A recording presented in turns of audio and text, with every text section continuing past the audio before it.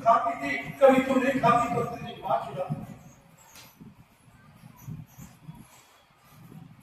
लाडो कराई हुई कि लाडो तेरी पाएगी साजन के संग तुम चलेगी है, साजन के संग तुम चलेगी है,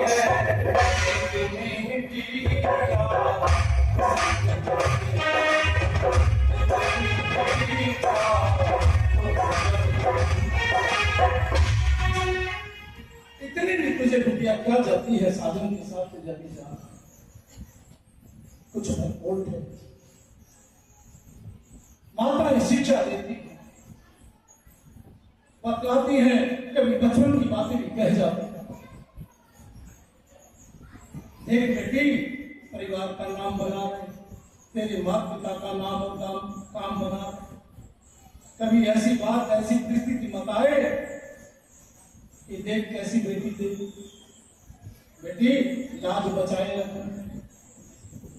ये घर भी तेरा, वो घर भी तेरा, बस ये तो संसार का व्यवहार है कि उस घर में जाकर तो वधू कहलाएगी और इस घर में तो बिटिया कहलाएगी।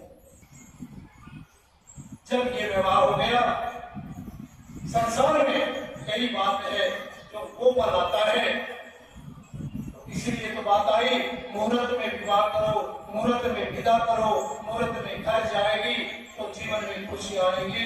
और भैया जब राक्षसों की बेला में विदा और वाणी ग्रहण संस्कार होगा, राक्षसों की बेला में काम होंगे कुछ नहीं। अब भी मान लो, अब भी बहुत बाजी जीत जाओगे जिस दिन गोदुले में मेरे करने सीख जाओ।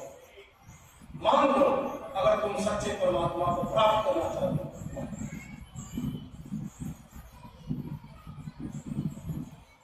इसलिए अब विदा की तैयारी हुई, विदा की तैयारी जैसे हुई, कंस ने कहा कि कोई नहीं जाएगा, बस मैं ही सारथी बनकर जाऊंगा, मेरी बहन को मैं छोड़ दे जाऊंगा।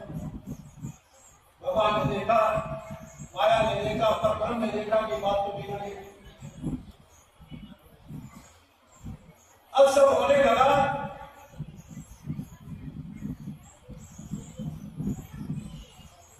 अब भाग का गया और भागते थोड़ी दूर आगे बढ़ा और थोड़ी देर में गर्जना हो जाती है और आकाशवाणी होती है कि कंस सावधान।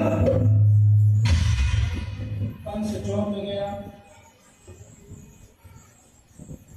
सावधान, तू जिसको विदा करके निभाए जा रहा है उसी का अष्टम कर तुम्हारा काल होगा,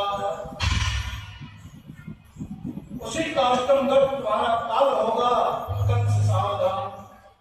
कंस वही रथ छोड़ के नीचे कूद गया और तुरंत अपनी प्राण प्यारी बहन को नीचे खींच लिया, हाथ बाल पकड़े, केस पकड़े, नीचे पटक लिया। आज मैं नहीं छोड़ूंगा, जब किसी का अष्टम गर्भ आए तो तुरंत मैं इसको ही समाप्त करूंगा। जब ऐसा व्यवहार होने लग गया, सब घबरा गए। तो वसुदेव जी आए, वसुदेव जी ने कहा कि अरे भाई सुनो, अरे भ्राता सुनो, मैं वचन देता हूं, सुनो आकाशवाणी ने क्या कहा कि अष्टम गर्भ तुम्हारा काल होगा, ये तो तुम्हारी काल नहीं। जब अष्टम गर्भ की आकाशवाणी ने घोषणा की है तो अष्टम गर्भ न तुम्हें ला कर दूंगा। फिर तो इस बात का डर, कंस की मति भ्रम हो गई। कंस ने कहा बात सही है, क्योंकि वसुदेव जी पर सब भरोसा करते थे, विश्वास करते थे कि वसुदेव जी सत्य कहते, वसुदेव जी की बात पर भरोसा करते। कंस समझ गया और परिस्थिति को बदला, फिर लाकर अपने महलों में रख दिया गया। फिर थोड़ी देर बाद फिर लीला हुई,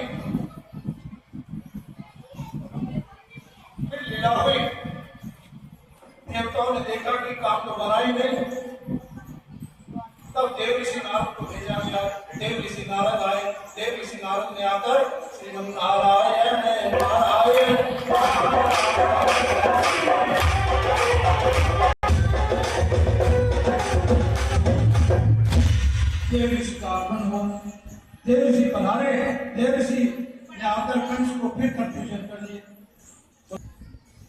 तुमने अपनी बहन को छोड़ दिया। बोले तो क्या करूं, अष्टम गर्भ से मुझे भय है, बाकी भय तो न बहन से न किसी बात से। अब 8 दिन के मंगवाए, 8 दिन के देवर्षि नारद ने मंगवाए और 8 कंस के सामने रख दिए गए। बोले कंस गिनती करो,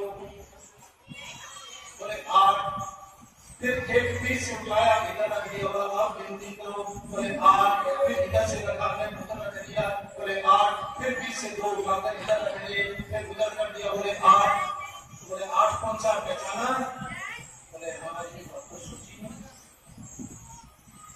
बोले ये बात तो सोची नहीं, 8वां मतलब कोई भी हो सकता है। कंस ने तुरंत आदेश जारी कर दिया कि जाओ बंदी गृह में बंद कर दो, हाथ पैरों में पांव बेड़ी बांध दो, अब उनको स्वतंत्र मत रखो। वसुदेव देवकी को बंदी गृह में लाया गया, हाथ पैर बांध दिए गए, संकट बढ़ा दिया गया।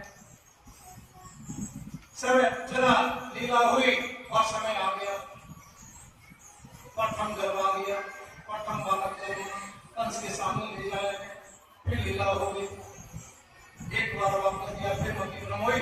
इस प्रकार 6 बालकों का अंत कर दिया। सप्तम में तो राम जी आए, तो जिनका नाम संकर्षण हुआ, भगवान ने लीला करी, योग माया को बुलाया और इधर से गर्भ को उधर रोहिणी के गर्भ में रखा गया।